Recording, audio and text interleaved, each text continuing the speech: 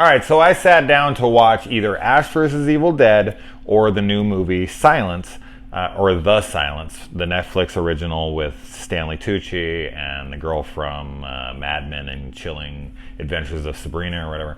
And I know a lot of people probably want my opinion on that, and I was going to watch it. And so I did choose that, and when I went to press play on it, when I went to go on Netflix to watch it, I saw this had dropped.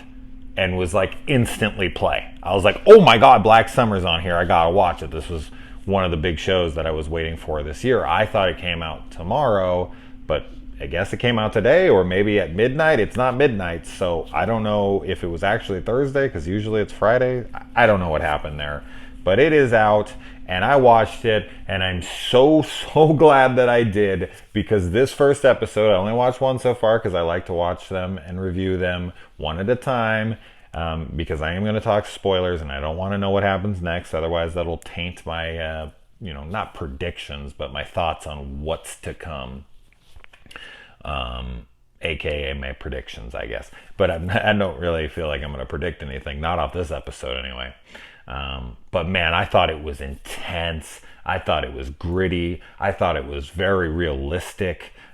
This is no holds barred. This is fast running zombies, which I find to be way scarier than the slow zombies. It just brings an intensity to it. I couldn't recommend this higher. This was such a fantastic first episode. There's 8 episodes. It's so exciting because all of them are sitting upstairs waiting for me right now. I got 7 more episodes to get to, so I'm gonna make this pretty quick because I want to get back to it as fast as I can to watch that next episode. Before I get into spoilers for the episode, very intense, very fucking intense. It covers this first episode covers 5 characters, and it does little kind of glimpses at what they went through. So it's like little vignettes or little segments just kind of showing them. It says their name, and then it kind of shows what they go through for maybe 5-10 minutes, and then it goes to the next character and shows what they're going through all during this evacuation that's taking place inside this town. And they're all within close proximities of each other. The characters will like pass by each other. And then they ultimately all meet up at the checkpoint towards the end. That's not spoilers. I personally don't think that's spoilers. But I will get into spoilers here in a minute. But just the way it plays out, the intensity of things. There is not a moment to catch your breath here. There's either something super dramatic going on and you're feeling horrible for characters that you just met because they're so relatable just by not only their acting, but by the situations that they're in. But also, of course, the intensity of when zombies are running around and chasing them. And I thought all of that worked so well. I liked the really drab colors here. It's really drained of any color. It's a very mute palette. Really liked that. All the performances are excellent. And I just loved this episode. I was sitting there the whole time riveted, just edge of my seat shit, just like, oh, fuck, what's next? Ooh, how is this? And then, when certain things would connect, it'd be like, oh, yeah, that's from the other one. Oh, how cool. It was good shit, man, and I cannot wait to watch that next episode. So here we go, spoilers. Let's talk about this episode for those who have watched it and want to discuss it a little bit. So we start off with Rose here. Spoilers, as I said, people. So we get these air raid sirens in the opening, which scare the shit out of me. Anytime air raid sirens happen, I am just terrified.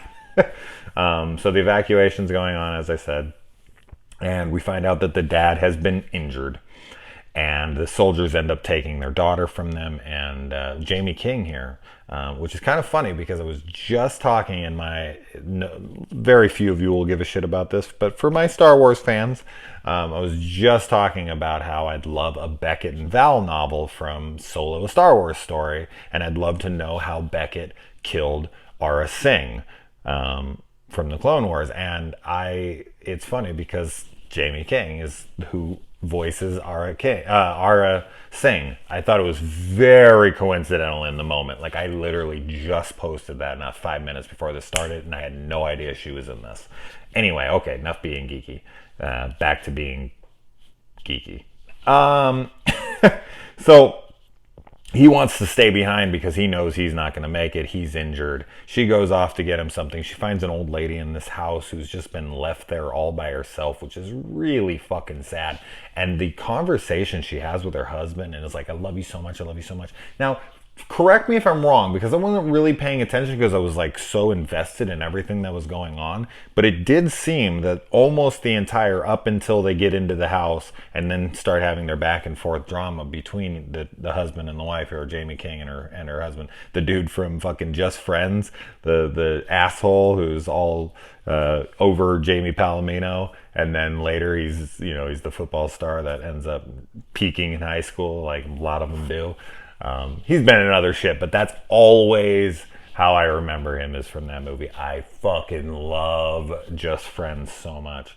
But yeah, like, isn't it all one take? Am I wrong on that? Like, when they go and they're with the daughter and they're going up to the guards and they're coming around, it's like a good 5 minute long take. I think so, but I could be wrong. And then it goes into their drama back and forth, and the acting is fantastic. It's heartbreaking. Oh, the shit they're saying to each other. And then, as I said, she goes off and she sees this old lady, and that's just heartbreaking. She's just sitting there by herself and terrified, like no one got her. She's probably too old to even leave the house. She maybe didn't even get paperwork. Who knows? Maybe they don't give it to people that age.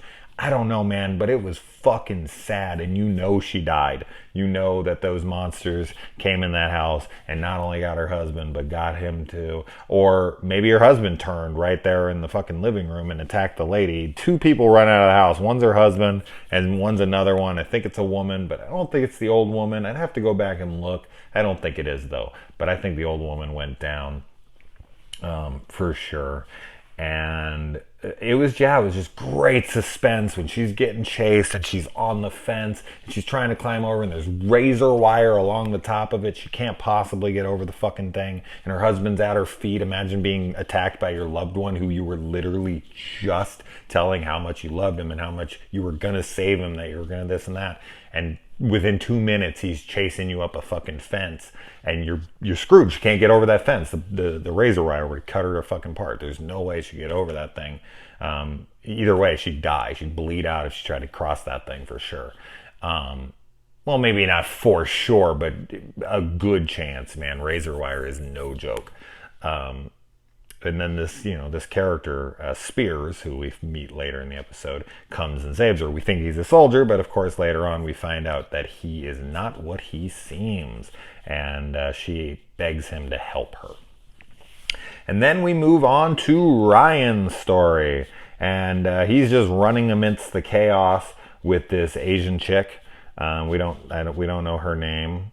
And they walk in on this character who's like about to shoot a family or something, and it looked like Brandon Sexton the third, fucking Warren from Empire Records. Was that him? I don't know. I'd have to rewind that. It was so quick, and it was just like, what the fuck is this guy doing? This guy purging? Did he hear the sirens and think there was a purge going on outside? I don't know. Sure as hell looked like him. And then they just kind of cut away from that, and we get her later, the Asian girl.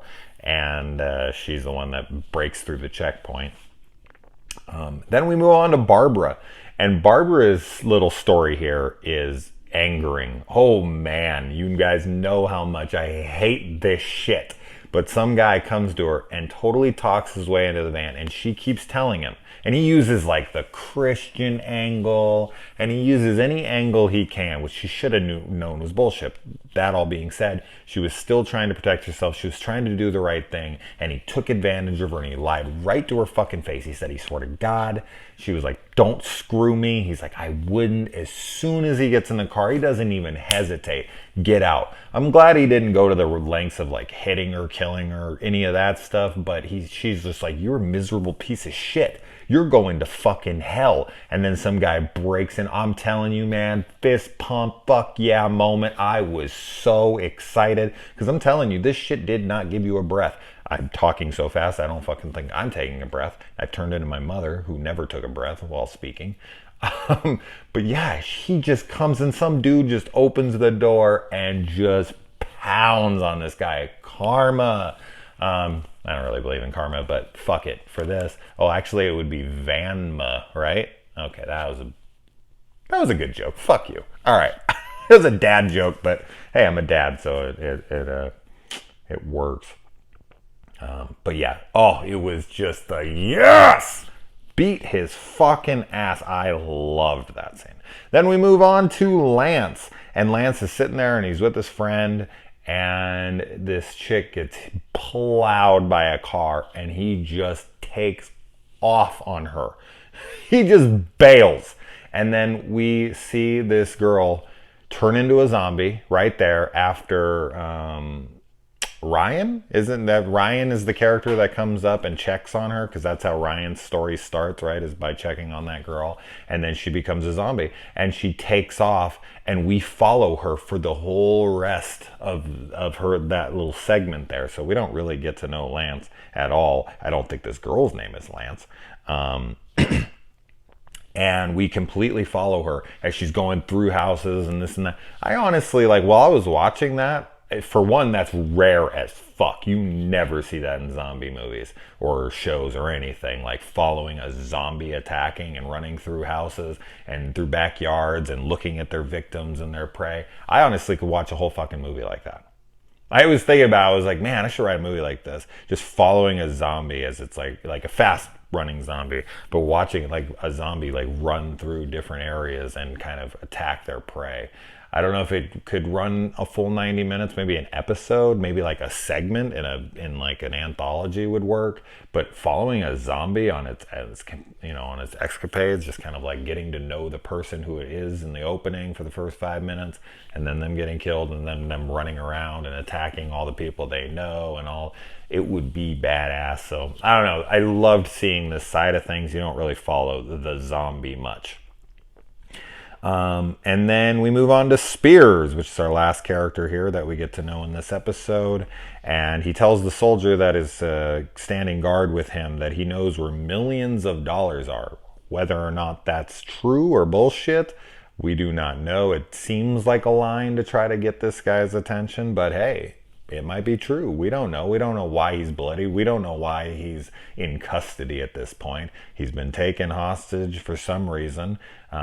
He's been hit in the head, so I'm guessing he was like probably knocked out or something and being dragged out of there and being held hostage. You would just think that they would shoot him in the chaos. So not sure why he's so important that they actually need to give up a guard to protect him outside of just shooting him. This is not normal situation here. You could definitely kill this guy, but man, so he convinces the soldier. It is fucked up, yes, because he does kind of play off of the guy's good nature to let him go to the bathroom, which sucks. But this fight sequence between him and the soldier is so intense, so hyper realistic, and fucking graphic, man. He bashes his head into that sink and that mirror a bunch of times, and it is hard, man. He is hit, and he takes him out hard as fuck, and then takes the gun and blows the whole back of his fucking head out. It is a great sequence. I was like, damn, this show is gritty and fucking gnarly. I like it, man. It's not gory, but it's just like graphically intense. I was like, holy shit, man, he's beating this guy's ass. And then, yeah, that's where he runs out, and obviously he's going to meet the girl. And then we move up to the checkpoint.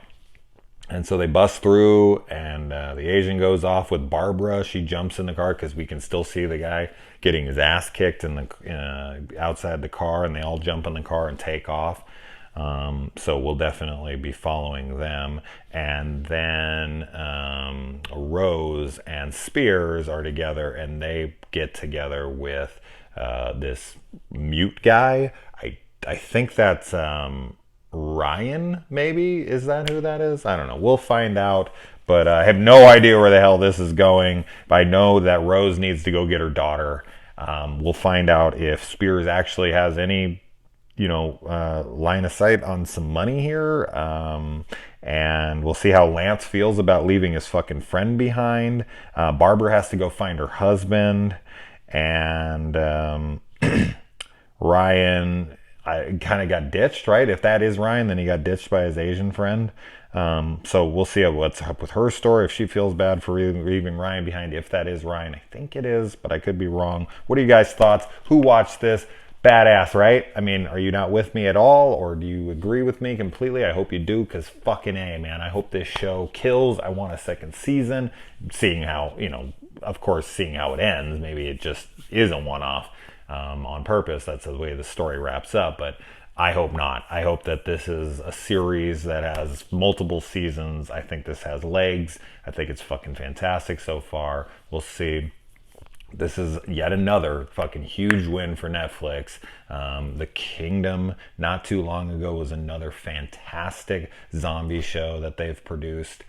So Netflix, fucking awesome. So anyway, go check it out. If for some reason you didn't watch it and you listen to my spoiler discussion, it's way more intense than I could even have described. So let me know. All right, guys.